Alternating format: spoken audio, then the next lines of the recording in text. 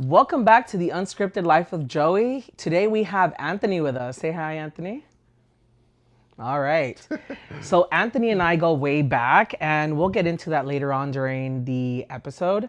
But tell us a little bit about yourself and what were you like at the age of 5? At the age of 5, going back, thinking about it, I was probably more of a spoiled brat, bad kid with silver teeth. You know, Niño travieso. bad kid. Definitely, I've heard so many stories from like aunts, uncles, and cousins, and I've seen some of those little home videos they used to have back in the days too, and stuff like that. Yeah, I was a bad kid. By bad kid, I assumed running around and just doing travesuras, what they would call Cussing, them. all kind, doing the doing the most. I can see that. No shade. Yeah, it's all right. It's all right. You know. As you were growing up, who did you live with? What was that like? I grew up with my grandmother on my mom's side. Her name's Gloria. She raised me since I was 6 months years old.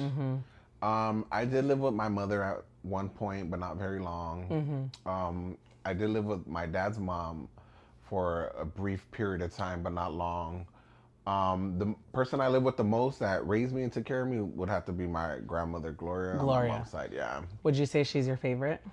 I would say I'm her favorite. Aww. But yeah, out of the grandmas, I don't really like to put the title on it. But Yeah. since that grandmother raised me, she's more like a mother. Right. I would say, yeah, in a sense, like, yeah, she's my favorite. But I do love my other grandma just as much. And, you know, my grandparents, my grandfather too, and my other grandfather too. Yeah. But yeah, that one definitely my favorite because, like I said, she's like mom. Okay. You know how that goes. Do you have any siblings? I have one older sister. She's only 1 year older than me. I have two other brothers and sisters. One of them is 2 years younger than me, and then the other one is 3 years younger than me. And then I have a baby sister. She just turned 21. So she's like, when I was 12, she was just born. So I'm like 12 years older than her. Newly born. Are you close to any of them? I've always been really close with all of my siblings. Some of them doing their own thing right now. Yeah. So right now I recently started getting closer with my little sister. Okay. Because she had a baby and you know she's on her own now. She's Yeah. 18. So me and her were pretty close now. But I would say I've always had a close bond with my siblings. Even though we don't talk as much now. Yeah. I do have a brother. We're the only boys out of them 3 girls. Yeah. He's in jail, so I talk to him almost every day, not every single day, Yeah. but almost every day. Often. Yeah, often. Would you consider yourself the eldest? I mean, I'm not the eldest, but I feel like the way my life is set up and how the things I've done in my life, my accomplishments and things like that, I would say, yeah. Yeah. Like, the one that they all look up to, you know what I mean? You're the model. The model, yeah. Essentially. Yeah. Yeah. Okay. Well, I'm going to ask you definitely more about accomplishments and future down the line. But tell me, what city did you grow up in? Okay, so born and raised in Compton. Born and raised in Compton. I went to many different schools growing up. Just many different schools. I moved a lot as a child. I remember that I just got an alarm saying, take your glasses off. I'm sure you know what that's about. Yeah. So I remember that the school that you were going to when I first met you was Jordan. Yeah. So living in Compton most of my life, born and raised there. I've moved to Linwood. I've lived in Watts, South Central. Yeah. But yeah, the main place though that I've stood the longest would have to be Compton. That was in high school when we met. Yeah. I actually dropped out after that. Jordan was my last high school. But I went to 3 different high schools. Before that? Before that, yeah. And then Jordan, I dropped out and I just went homeschool. Okay. Yeah. Did you feel that you learned more being homeschooled than being at school, or was it because you were still being travieso? You know what? It was a lot going on at that time. You know, Jordan's like one of the most ghetto schools. Like And I just want to clarify, it's not the Jordan that's like off of Alameda. It's the other Jordan. Long Beach. Yeah. Because at first I was confused. I was like, Jordan, like right here? You know, no, Jordan? I mean this one probably is just as ghetto. I don't know. Possibly. I wouldn't know. I don't know either. But when I I mean, find someone who's gone there, I'll let you know. yeah, but nothing like that Jordan over there in Long Beach. If you been there or you heard about it, got somebody that went there, you know that shit is ghetto as hell. Yeah. So I got robbed 3 times. 3 times at school? For my cell phone. No, going over the bridge. Oh. Once at school, I had to get a phone like 3 times and my grandma was pissed. Yeah. She's like, keep buying you a fucking phone and I'm not, it's not my phone. Yeah. I'm fucking getting mugged. They're fucking stealing them from me. And you know, at that time I was a little cholito, but from Compton. Yeah. That's Long Beach. There's nothing I could really do out there. In your tattoos, do you have a famous star tattoo?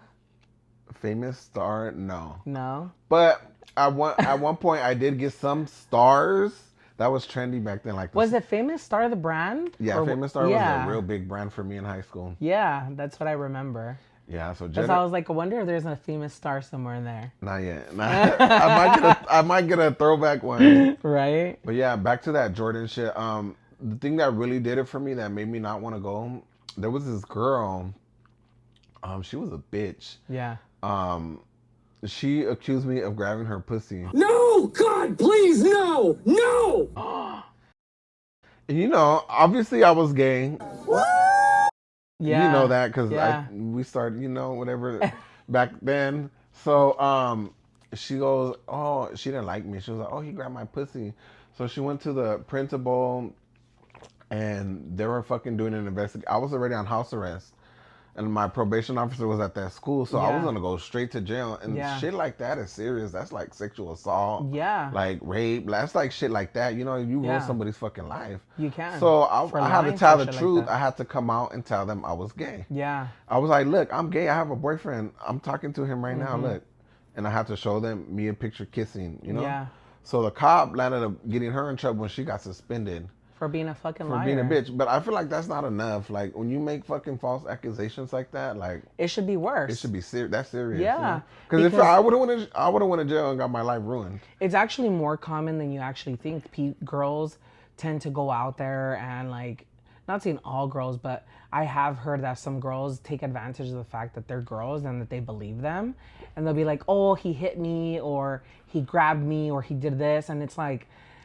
If you don't have witnesses or something to exonerate you, automatic. They're automatically gonna believe them. So imagine if I was straight though, which is probably not a thing, but I would have been in jail. Yeah. So I had to come out. I wasn't ready to come out yet. Yeah. And I felt like prematurely. Yeah, everybody already started talking about it, so I just stopped going to school. Yeah. And then the robberies and all that bullshit. I was like, you know what? Let's go back. So obviously you told the cop, right? So how did everybody else find out? About what? That you were out. Oh, because she told everybody. She told everybody? Yeah. Damn, fucking She was a bitch. She had a twin sister, too. They were twins. Oh, man. Ugly bitches. Stupid So not bitches. only is one bad, but now you got 2. I don't know the other one, though. But that one, she was a bitch. Yeah. So, like, when I went back for the few little days that I went back, she used to talk shit about everybody. So I told one of the girls, like, oh, she was talking shit about you, you know? She was. You're like, I'm going out. I was telling everybody on you, bitch, you know? And that was that. I never went back. Got it. It was just too much for me. Like, oh, no. I don't know how. Oh, yeah. One of my friends told the teacher, and that teacher went around telling people. I remember that you were gay? Yeah. What? His name, I don't mind throwing his ass out there. He was, his name was Mr. Varela in Southeast High School. Well, he was probably fucking gay. Boy, that's the thing that gets me. Like, these are straight men, right? Yeah. But they act more like a bitch than we do, and we're gay. And like, come on now. But for me, it was like, for someone to out you is it is such a personal journey that it's no one's business to be outing you. Yeah, I agree. That's crazy. Well, since you touched on coming out, so you mentioned that because of the situation you had to come out at school. At school, yeah. Did that force you to come out to your grandma?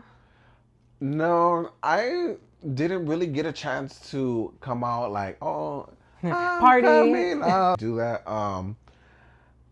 I got sent a picture, a nude picture, and at that time I didn't have my own phone. So it was on my grandma's phone. Oh no. So my aunt saw it, and she thought. Why does this story sound familiar? Grandma thought. Maybe I told you. It sounds very familiar. Go on. Sorry. Maybe it was you. Nah. Nah. I don't know, but I got the nude picture. I don't remember what it was, a dick or ass or whatever. But anyways, one of the two or both. Yeah, probably both. Anyways, my aunt sees this and she pulls me aside and they're all having their conversation, the cousins and aunts, and she thought grandma was having an affair because somebody sent the pic, you know. So obviously they put two and two together and they said it was me because I was the only person that used to use her phone. I was so mad. I got outed because of that. Oh. So they asked you like, oh, it's yours, or they just said that's yours? Can we talk to you? Like you could tell us and whatever. Did you? But I never officially said yeah. I still denied it. Well, what did you say? Talk us through. I want to be there in that moment. And back then, those were those fucking razor phones or like you know, those kind of phones. Yeah. The picture's not super clear, but obviously you could take a picture of your wiener or whatever it is. You know. Thank God for iPhones nowadays. I know. It's practically there. Yeah, you can see the skin. Yeah, so I was like fucking scared though.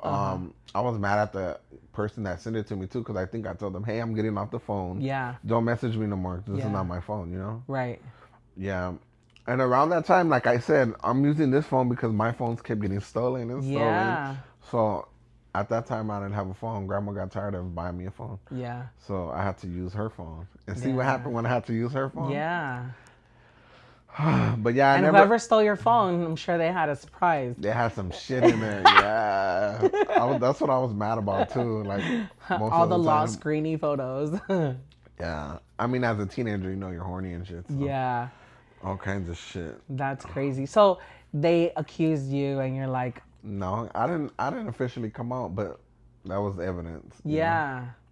And well, you said you didn't come out, so most of the time people are like, "Oh, I'm bi," and then slowly transition. That like, was I'm my gay. thing. I wouldn't tell family that, but I would tell people that that would question me or ask me. Yeah. Yeah, I would just say, "Oh, I'm bi." Yeah. What was it like for you discovering that you were gay? At what age did you discover that? You know what? I would say in elementary school. I know that sounds like stupid and fake and like I'm lying or something, but no, I'm not. I remember, and we're going back because you know, we talked about me being a teenager and me being a 5-year-old. When I was in elementary, I'm not sure if it was first grade or kindergarten. I do remember like I was a really bad kid. I used to ditch. So I would say since a young age. Oh, got it. Yeah. That's crazy. For me, it was, I want to say I was pretty young too. I don't know the exact age, but I remember being like super little and like watching novelas and then like being like, oh my God, he's so hot. Like nowadays, I don't even think William Levy is attractive, but when I was young, I was like, oh my God, he's so sexy. But at the time, I didn't even know that was not a norm. You know what I mean? I didn't know that was gay or that I wasn't supposed to like that. You know what I mean? Yeah, I would say the same. I didn't think like, oh, I'm not supposed to. Yeah. Until later on, you know. Growing up, did you see or know any gay people? No. That identified as gay? No. No, neither did I. No. The only gay people I knew were like transvestites, and like people would always like talk badly about them. And I always associated gay, transvestite bad. Yeah. You know? And I felt like, well, if I'm saying that I'm gay, does that mean that I am gonna be a transvestite too? Like, yeah, I mean, you know, you're young, you don't really know much. Like, I didn't fucking know nothing about being gay. Yeah. You just grow up and you learn. Nobody told me like, this is a guy, this is what you do. Yeah. You know, I just learned. Yeah. And it's so interesting because I think that you and I both were kind of like in the same discovery journeys, and then we just went like, yeah, you know, because for me, I ended up getting involved with a place called Bienestar. I don't know if you've heard of them. I have. Erica used to work for them, so. Oh, okay. Yeah. Yeah, so I used to volunteer with them at Bienestar La Casa in East LA. You're listening to The Unscripted Life of Joey. Want more? Follow us on YouTube to meet our guests, book unscripted moments for your next event, and don't forget to say it after the beat, because every memory deserves to be heard. New season, new shirts. Get your merch today Get it now. on my link tree in my bio.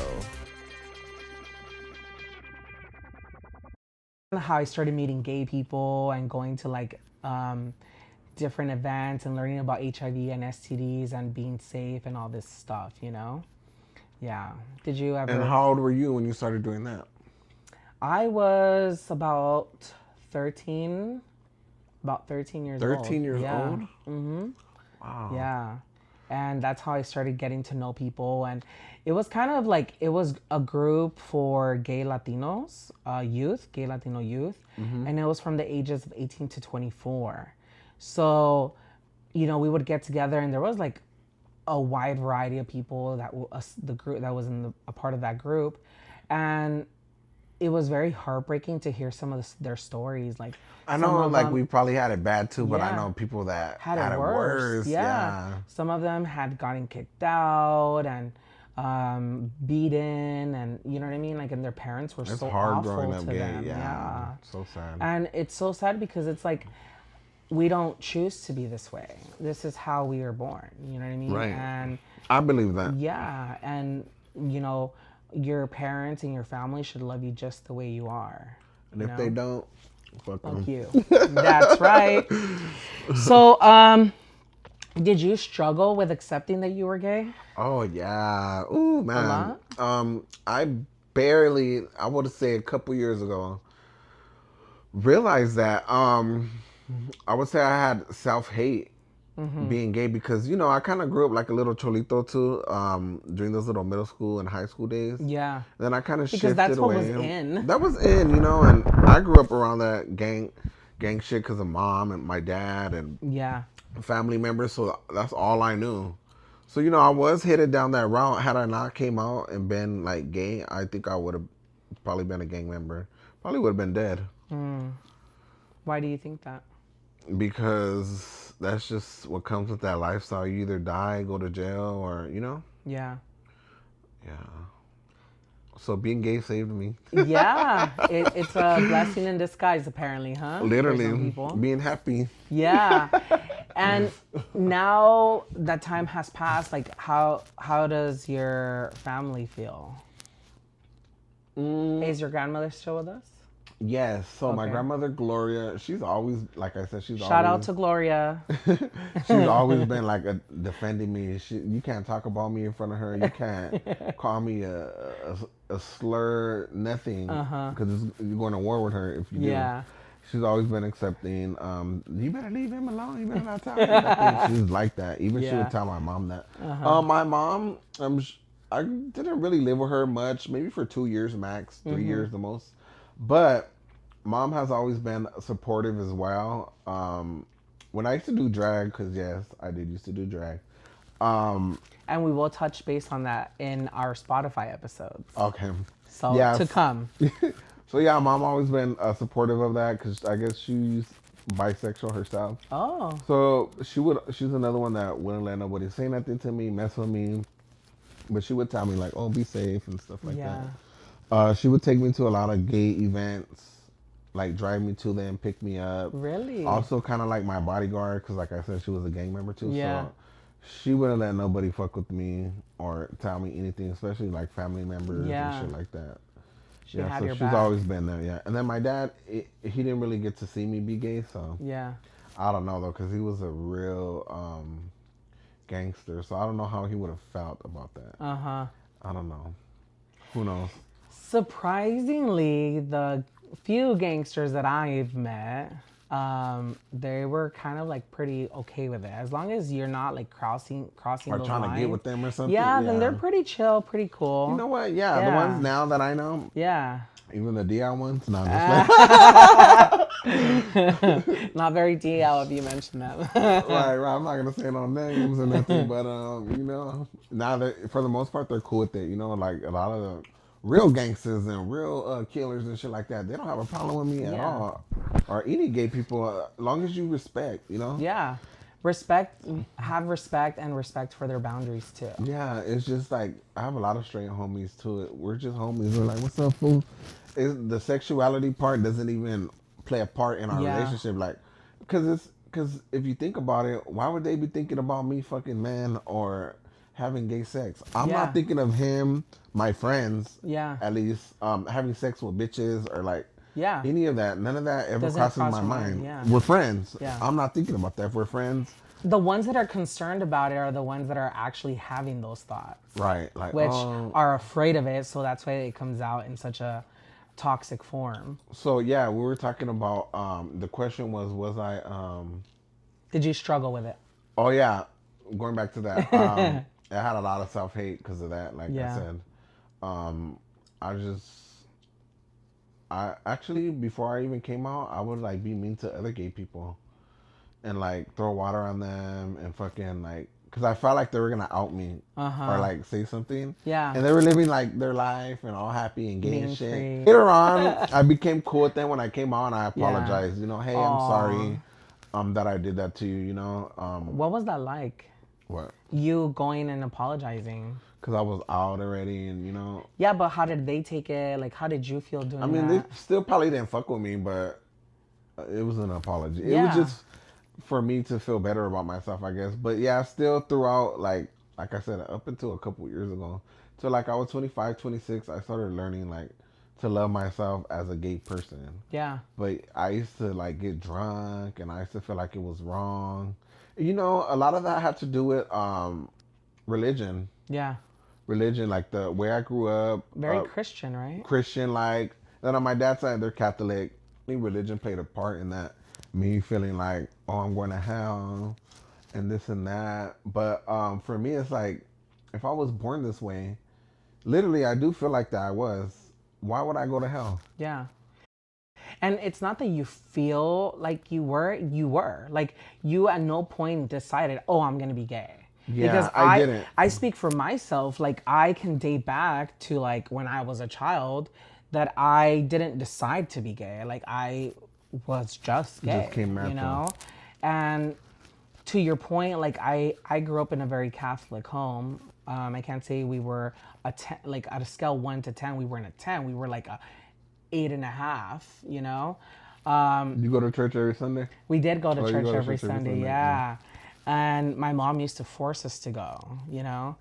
And then after she passed, like I had like some time away, and on my own, I started going back to church, and I see it as a place of like meditation, not necessarily like that I'm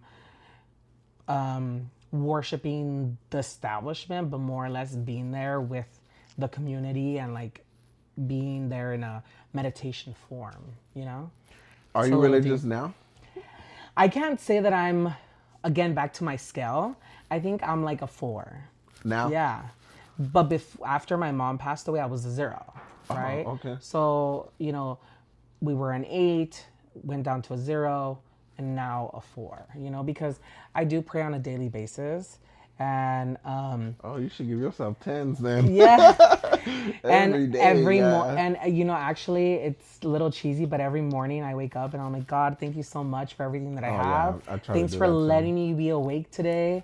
Like, thanks for all the abundance. Like, even the negative things that happen to me, I don't try to think of them as negatives, but I'm like thankful because it's a part of my journey. That makes sense. Yeah. Yeah. So in one of my episodes, I actually do talk about like a time frame in my life that I had like a very working relationship with God. And I was at that time, I think I was a 9, to be honest with you. When I reached out to you about this topic, what did you think? The first thought was I got really nervous because it's such a touchy subject sometimes when we talk about the community, when we talk about being queer, part of the LGBTQIA plus community, and spirituality. Yeah. And it's understandable. It's understandable why it's a touchy subject, Right. but it is one that it's important to discuss. So I got nervous, then I got excited, then I got a little nervous again, but I'm excited again. After high school, so you started being homeschooled. Right. And after homeschooling, what happened after school? Like, what came next for you? After homeschooling, well, besides all the drama that was happening at school, I started partying. Okay. So that was the end of it because that's when Psycho was born. Well, they were already calling me Psycho in my little Cholito days, so Yeah. that name followed me out when I started partying, and It that's just transitioned. what they from the straight Psycho to the gay Psycho. Okay. So that name always stuck with me. Psycho. And I didn't even call myself that. They were Yeah. calling me that already. Uh-huh. And the funny thing about it, that was my dad's gang name too. Psycho. Psycho, yeah. Aw. So I guess I inherited that. I mean, not that it's a good thing, especially back then, all the shit I was Yeah. doing. But I started partying a lot, and that was just my focus. I was a little bummed for a while. What I mean by that is like not working, just not going to school. Yeah. There was just like a period of years that I was just partying and About partying how and many years partying. would you say? Damn. Well, you know what? Without going into too much detail. Yeah, because that's That's for the next we're talking episode. about the next Yeah. episode. Yeah. So I partied for over 10 years. Over 10 years. Yeah, but the little bum era was about 4 years, 5 years. Okay. Yeah. So before we end the episode, I have two questions before we wrap up. Sure. The first one is, can you tell everyone what a tea party is? What is a tea party? Yeah. Okay, so a tea party is a backyard, cement backyard. That was preferable. Sometimes tea parties were in a warehouse. Sometimes they were like in a studio. Those were like people that had bigger budgets. So a tea party is thrown by a party crew, and all the party crew members get together. There's designated bartender, person at the door, a house party, if you will, Yeah. but for gays and drag queens, lesbians, and transvestites, and straight people would come too. Yeah. So that's what a tea party is. Basically, a Inclusive. flyer house party, but for gays. Yeah. Well, with that being said, my last question is, what's your favorite drink? Your favorite alcoholic drink? That's hard. I'm kind of an alcoholic. I've been drinking since I was 12. Literally. Your go-to? Right now, I only drink tequila. That's like my main hard liquor drink. Okay. By itself or with something? Tequila and squirt or Sprite. That's my go-to. Okay. The It's very wannabe Mexican of Paloma. you. I know. But I come to realize that tequila doesn't give me as bad as a hangover as everything else. Yeah. And it's just the sugar that from the whatever I'm mixing it with that's making my head hurt and shit. Yeah. But hardly ever do I wake up with a headache. But if I drink vodka, whiskey, or like this other shit, or like a Buzz Ball, or like a Four Loko, or like Yeah. a Beatbox, I wake up with a headache. It's all the So sweet. tequila, Yeah. I might get a little crazy, but I feel better the next day. I'll Yeah. just sleep a lot. That's And it. everything else. For me, the worst hangovers I've had is wine. Oh yeah. I wake up those are like, the oh worst. my God. Or like mimosas. Oh yeah, mimosas too. Those are Champagne. during brunch. That's dangerous. Like that's Yeah. half my day And then you gone. start mixing and shit, It transitions to dinner. Well, with that being said, thank you for joining us, and catch Anthony and I on Spotify for the next 3 episodes. Bye. Peace.